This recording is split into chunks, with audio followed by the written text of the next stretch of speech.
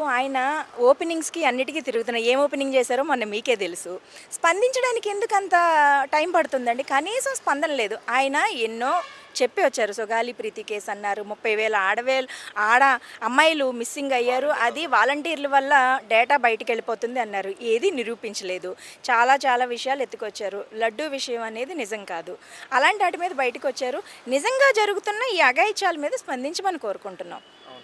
అంటే మేడం గతంలో కూడా సుగాలి ప్రీతి కేసు కానివ్వండి, ఏదైతే కానివ్వండి, నువ్వు రాగానే ఫస్ట్ నేను చూసే కేసు కూడా సుగాలి ప్రీతి గారిదే అని చెప్పారు. కానీ ఇప్పటి వరకు సుగాలి ప్రీతి కేసు గురించి అక్కడ కూడా మాట్లాడట్లేదు. దాని గురించి మీరేమంటారు? ఆయన ఏ మాట మీద నిలబడలేదండి. సుగాలి ప్రీతి కేసే కానీ, 30,000 మంది ఆడపిల్లల గురించి కానీ, అసలు ప్రస్తుతం జరుగుతున్న దాని గురించి కూడా స్పందించట్లేదు. ఆయన అధికారంలో రావడానికి అవన్నీ మాట్లాడారు కరెక్టే.